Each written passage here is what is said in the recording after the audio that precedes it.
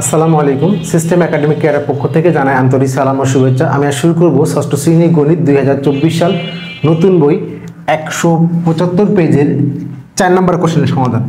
মিনা 100 টাকার একটি নোট নিয়ে বাজারে গেল। সে একটি দোকান থেকে x টাকার দামের 1 ডজন কলম কিনল। দোকানদার তাকে 40 টাকা ফেরত দিল। তাহলে এই একটা অংশ, সে দোকানে গেছে 100 টাকার নোট নিয়ে, সে দোকানে গেছে কত টাকার নোট নিয়ে? 100 টাকার নোট নিয়ে গেছে। এখন যদি আপনি 100 টাকার নোট নিয়ে দোকান থেকে আপনি কি কিনলেন? 1 ডজন কলম কিনলেন। তাহলে এই 100 টাকা থেকে আপনি কি করবেন? কলমের দামটা বাদ দিবেন, কলমের দাম কি করবেন? বিয়োগ করে দিবেন। 100 টাকা থেকে কলমের দামটা বিয়োগ করে তাহলে কত? দোকানদার আপনাকে 40 টাকা ফেরত দিল। তার অর্থ কি বুঝছেন আপনি? এর দাম হলো 60 টাকা। কত দাম? 60 টাকা। আবার বুঝেন, বাট এই টাকাটা হাইড করা আছে। দোকানদার কাছে আপনি 100 টাকা দিচ্ছেন, আপনার কলমের দাম বাদ দিয়ে দোকানদার আপনাকে 40 টাকা ফেরত দিচ্ছে। তাহলে 100 থেকে কত বাদ দিলে 40? 60 টাকা। কাজ শেষ। বাট আপনি এই জায়গাটা একটা হাইড করা আছে। এই হলো প্রথম অংশটা। তাহলে এখানে 1 ডজন কলম কিনল, একটির দাম x টাকা। তাহলে ক নম্বর সমাধান? দেখেন যে একটি কলমের দাম x টাকা, অঙ্কে লিখবেন, সমান অঙ্কে লিখি একটি কলমের দাম হলো কত? x টাকা। একটি কলমের দাম x টাকা। কলম কয়টা আছে? 1 ডজন, অর্থাৎ 12টি কলমের দাম। আপনি একটু 1 ডজন মানে লিখে নিতে পারেন 12টি। 12 ইন্টু x টাকা সমান লেখেন 12x টাকা। একটা জিনিস খেয়াল রাখবেন, আমি কিন্তু এখানে ইন্টু এভাবে দিচ্ছি, কিন্তু ইন্টুটা 12 ইন্টু, অনেকে না বুঝে এখান দেন, এটা কিন্তু 12.x যদিও হয় না, নিচে হয় দশমিক, মাঝখান হয় ইন্টু। খুব খেয়াল করবেন। তো এটা কি হলো? 12, এখানে গুণ চিহ্ন দেরি কারণ x আর গুণ মিলে যাবে, 12x টাকা। ওকে, এখন দোকানদার কাছে মিনে 100 টাকার নোট দিছে। তাহলে 100 টাকার নোট থেকে এই টাকা বাদ দিলে কি হবে? 40 টাকা। তাহলে এখানে প্রশ্ন মতে 100 টাকার নোট দিচ্ছেন, আপনার কলমের দাম কত? 12x। জানেন আমি, দোকানদার আমাকে 40 টাকা ফেরত দিল। অর্থাৎ 100 টাকা দাম থেকে 100 টাকা থেকে কলমের দামটা বাদ দিয়ে আমাকে 40 টাকা ফেরত দিল। ওকে, এবার দেখেন সমস্যা কি? x এর মান কিন্তু এই চলকের মান মাইনাস, চলকের মান মাইনাস থাকলে আপনি একে কি করবেন? ডান দিকে নেবেন। মাইনাস ঝামেলা দরকার নেই, একে ডান দিকে নেবেন, তাহলে ঝামেলা হবে না। আর 40 বামে নিয়ে আসেন। তাহলে এখানে 100 প্লাস ছিল 40, বামে তাহলে মাইনাস, সমান হলো 12x। বা 100 থেকে 40 বিয়োগ করলে কত হলো? 60। 100 থেকে 40 গেলে কত? 60 সমান 12x। এখন আপনি ঘুরে দেন, সম্পূর্ণ মান ঘুরালে কোনো চিহ্ন চেঞ্জ হবে না। তাহলে কি লিখবেন? 12x সমান হলো কত? 60। বা x সমান কত হলো? 60 ভাগ 12 কত হলো? 5। আপনি নিচে লিখেন, জায়গা নেই আমার, লিখি এখানে 5। ওকে, তাহলে আমাদের কি হলো? অতএব x সমান 5। x মানে কি ছিল বলুন তো? কলমের দাম। তাহলে আমাদের কিন্তু প্রথম কি বলছে? কলমের মূল্য কত?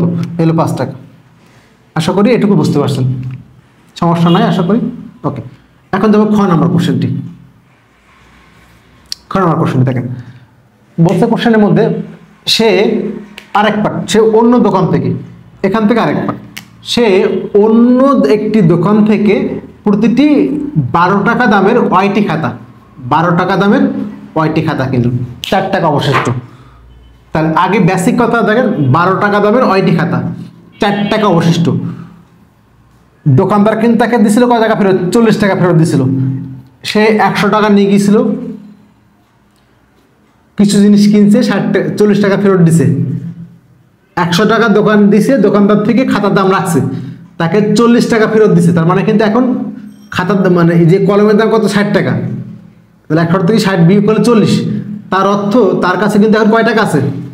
আপনি দোকানে নিয়ে গেছেন, এই যে মনে করেন 5 টাকা নিয়ে গেছেন। কয় টাকা নিয়েছেন? 5 টাকা। আপনি 2 টাকার কিছু খাইছেন, তাহলে কয় টাকা আছে? 3 টাকা। তাহলে এখন কিন্তু আপনার কাছে কয় টাকা আছে? 3 টাকা আছে। এটাকে বুঝতে হবে। তাহলে আপনার কাছে আছে কয় টাকা? 40 টাকা। 40 টাকা থেকে যেটা কিনছেন সেটা বাদ দিবেন। কি কিনছেন? খাতা।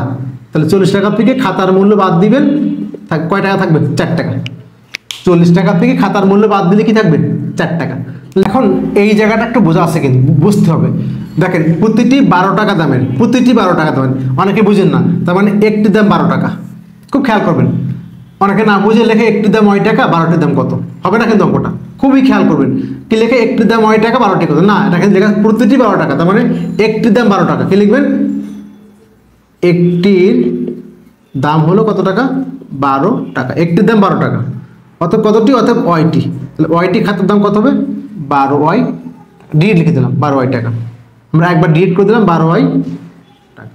তাহলে প্রশ্ন মতো কি দেওয়া হচ্ছে, আপনি যে প্রথম আপনি কলম কিনছেন, কলম কেনার পরে আপনার কাছে ছিল কয় টাকা, 40 টাকা, 40 টাকা থেকে এই যে কিসের দাম, এটা খাতা, একটি লিখি, একটি কিসের দাম, এটা খাতার দাম লিখি একটু আমরা, খাতার, একটি খাতার দাম। তাহলে 40 টাকা থেকে খাতার দাম বাদ দেন, খাতার দাম কত, 12 ওয়াই, কয় টাকা আছে আপনার কাছে, 4 টাকা, অর্থাৎ আপনি যে প্রথমে কলম কিনছেন, কলম কেনার পরে 40 টাকা আছে, সেখান থেকে খাতার মূল্য বাদ দিয়ে দোকানদার আপনাকে 4 টাকা দিল। ওকে, তাহলে এখন আগের মতো চলকের মান মাইনাস ডান দিকে নেন, তাহলে 40 মাইনাস 4 সমান হলো 12 ওয়াই, কারণ ডান দিকে নিচ্ছি, যদি এখন বামে রাখতেন তাহলে কি হতো, তাহলে এখানে কি হতো, মাইনাস 12 ওয়াই সমান 4 মাইনাস 40, বা মাইনাস 12 ওয়াই সমান মাইনাস 36, পরে মাইনাস বাদ দেওয়া ঝামেলা একটাই জন্য ওগুলো না করে, পরে কি 12 ওয়াই সমান, সমস্যা নাই 36, পরে ওয়াই ইকুয়াল টু কত, 36 ভাগ 12 3, এটা সমস্যা নেই, বাট এভাবে করবো আমরা।